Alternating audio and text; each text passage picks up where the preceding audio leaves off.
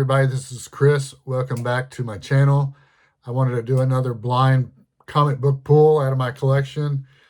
I just went randomly and pulled some books, didn't look and see what they were, put them in a pile, and I'll just go through them, see what we got. All right, I think I have 8 or 9 books. All right, first book. Let's see, it's going to be a surprise to you and me. Oh, Fantastic Four, number 169, 1976. This is one of my all-time favorite Fantastic Four story arcs where Ben Grimm lost his powers and he is in a thing suit, which is kind of weird, but they fight Power Man right here, Luke Cage. Look at this wonderful cover by Buckler and Sennett. Yeah, this is one of the first books I ever bought of the Fantastic Four. I just love Buckler's art. Even though he was imitating Kirby, he had his own little style. You could see him through there in the pages and the covers. And look at that. This is great. You got a black background, a gigantic thing holding Mr. Fantastic, Invisible Girl, Human Torch, all fighting Power Man, who eventually joins the FF when Ben leaves after losing his powers. He lasts a couple issues. This book says it's nonstop action. Bedlam in the Baxter Building. First thing cuts... I wish I could talk. First, the thing cuts out for good and Power Man's turned against us. If this is the finish, is this the finish of the Fantastic Four? And Luke Cage, Power Man goes, "You know it, baby. This is the last round."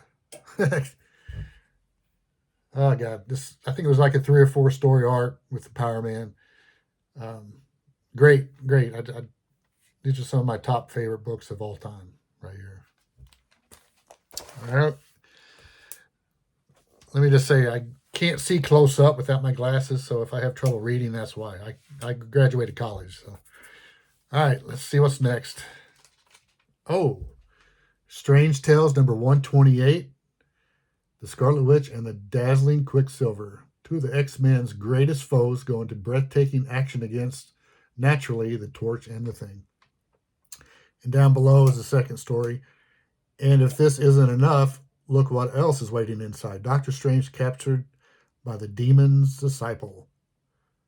I think this might be a first appearance of something in Doctor Strange's universe. I can't remember what it is. Maybe it was his Eye of Armagatu or whatever you call it, or Clea. I can't remember. Maybe not, but this is an early issue. It's 128. Yeah, these early Strange Tales issues, they used to be monsters and everything, and then when the superheroes hit, the Thing and the Torch took over, mainly the Torch. But yeah, this is a good book. It's in pretty good shape. I've graded it a very good to fine. Yeah, it's good to have in the collection. I love early Marvel Silver Age. So good. All right, see what we have next.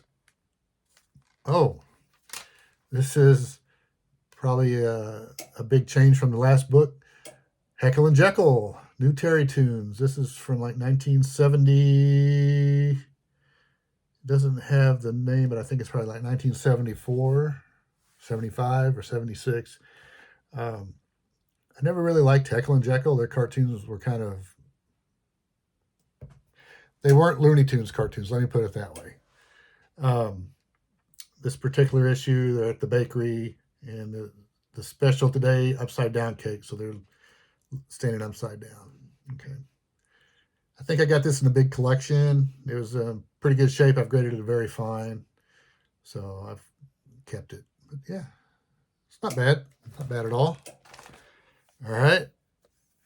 Let's see what we have next. Oh, Captain America, number 180, December, I think it's 1976, I do believe. This is Captain America and the Falcon. It's the end of Captain America, the awesome origin of Steve Rogers' new secret identity. Look out, world beaters. Here comes Nomad. So Nomad, he appeared in the Avengers movie. This art is by Gil Kane. I'm not sure how long. Oh, pressing's done. I'm not sure how long the Nomad stuck around as Steve Rogers, but he was there for a little bit. But yeah, like I say, covered by Gil Kane, um, issue 180. It's a pretty good book. Can't beat a first appearance. All right. Let's see what we have next.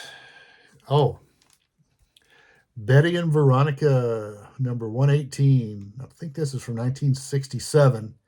This is when the superhero craze was big. Batman was big on TV, and all the um, characters were kind of campy in DC, and Archie was um, followed suit. This is introducing Super Teen, the mightiest heroine of them all. So she's saving Archie and hitting some robot guy with a brain, a scarecrow guy, looks like a Green Goblin type guy, a Rocky guy, and a purple guy with multiple arms. These are fun issues. I think the artist is Bob White, I believe. But yeah, these are great. I love, like I say, Archie the superhero or adventure covers. That's my gig right there. And I've graded this one a very good to fine. Look at that. Fun. That's what comics should be about, fun. All right. I have two left. Let's see what's left.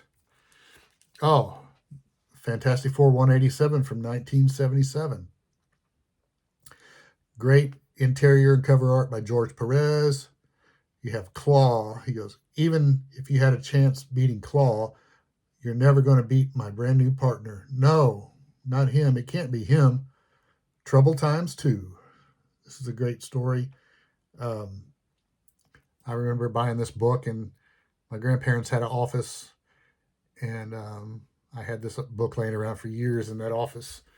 I think I finally got it, took it home when I joined the Air Force. So it was probably there 8, 9, 10 years just sitting in the office, and I would see it all the time when I go over there. Yeah, can't beat George Perez art. Love these books. Like I say, Fantastic Four from the mid 70s to 80. It's some of my favorite comic books of all time. Can't beat them. Yeah, it's great. All right, we have the last book. I think it's double sized by the feel of it. It's kind of heavy. Let's see. Oh, Tom and Jerry Comics. This is from the late 40s or 50s. Dale didn't put a lot of the number of the issues on the cover, so I'm not sure the cover. I didn't write it on the back or the number of the issue. But you see Tom and Jerry and his little friend. I can't remember his name. They did the Three Musketeers. 10 cents, double. Well, it's 52 pages, all comics. So you get your money's worth. Yeah. Oh, I see. I think that's Barney Bear, Tom, and Jerry. I can't remember the mouse's name, and some monkeys. But yeah, these were pretty popular back in the day. Kids really like these. They call them funny books. But I got some of these in a collection. This is pretty good shape. I've graded this a fine plus. And plus, I like Christmas covers. You can't have a series without at least one. So maybe I'll do a video on the Christmas covers I have. I'll gather them all up and maybe do like a countdown to Christmas or something like that. But yeah, Tom and Jerry Comics. That's great. All right. I'll tell you what. I've got one laying here. I got two laying here. Let's just do a bonus. 2 bonuses. All right. This is Captain America and the Falcon, number 172, a 20-cent cover. This has the Howl of the Banshee. This is one of the appearances of him after his appearance in the X-Men before he joined the team. He goes, the Howl of the Banshee. That sound is deafening, driving me mad. It looks like it's by Gil Kane, inked by, no, maybe it's just all John Romita. It's hard to tell. Depends on who inks him. But yeah, look at that. Look at that crazy look the Banshee has. Wow, that's great. I have several of these Captain America books from the mid-70s. Sal Buscema was usually the artist. John Romita did a lot too. And then eventually, gosh, I can't remember the artist's name. He did a lot of the Invaders books. I didn't care for his art too much. But Frank Robbins, that's who did a lot of the Captain Americas in this time period. But yeah, this is great. Love this. All right, the last bonus book. I really like this cover. Captain America and Falcon 173 side by side with the X-Men. Now, this is after their series ended, but before the new X-Men. This is probably 1975, I think. It says, make way for Marvel Age of Comics, Phase 2. Something, Nick Fury. Something, I can't read that. It's not printed very good. Agents of S.H.I.E.L.D. He says, get 'em, shoot to kill. So, yeah, you have Cyclops, Jean Grey, which is Marvel Girl, and Falcon. Yeah, this is a good book. I haven't graded this, but it appears to be very fine. Maybe if I pressed it, maybe very fine plus. It's hard to tell. I got a little ding up here. But yeah, look at that. Look at that. Man, there's some glare. These Mylars really give the glare off, but they do present well. Yeah, so there you have it. Captain America 173. That's my last bonus book. All right, that's it for now. I hope you guys enjoyed it. I get a kick out of doing these. I don't have anybody else in the house to talk to about comics, so this is my way to get that out there and maybe get some feedback in your comments. Please like, share, and subscribe. I'm trying to build up the viewership, and get more people in there and view and interact. So I'll do some more videos, but please check back. You guys have a good night, and we'll talk to you later. Bye.